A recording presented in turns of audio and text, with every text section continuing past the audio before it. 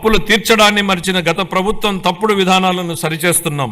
ప్రభుత్వం కాంట్రాక్టర్లను బ్లాక్ లిస్టులో పెట్టడం చూసాం. కానీ గత పాలకుల విధానాల వల్ల ఆంధ్రప్రదేశ్ ప్రభుత్వాన్నే కాంట్రాక్టర్లు బ్లాక్ లిస్టులో పెట్టి పనులు చేయడానికి ముందుకు రాని పరిస్థితి ఏర్పడింది. ఈ పరిస్థితి నుంచి రాష్ట్రాన్ని తప్పించాం. 24 నుండి రాష్ట్ర ఆర్థిక వ్యవహారాలను సమర్థవంతంగా నిర్వహించడం ద్వారా రాష్ట్ర ప్రభుత్వాన్ని గాడిలో పెడుతున్న విధి విధానాలను ముచ్చుకు కొన్ని తెలియజేస్తున్నాను.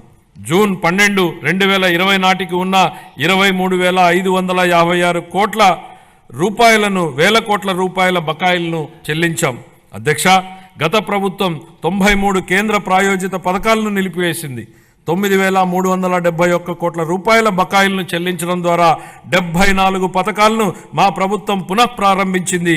దీనివల్ల కేంద్రం ప్రభుత్వం నుంచి మన రాష్ట్రానికి మరిన్ని నిధులు అందాయి. నీటిపారుదల, రహదారులు మరియు ఇతర పనులకు సంబంధించి 12,735 కోట్ల రూపాయల బకాయిలను చెల్లించడం వల్ల రాష్ట్ర ఆర్థికాభివృద్ధి పునరుత్తేజితమైంది. పంచాయతీలు మరియు మున్సిపాలిటీలను బలోపేతం చేయడానికి 2,793 కోట్ల రూపాయల ఆర్థిక సంఘం నిధులను మా ప్రభుత్వం చెల్లించింది.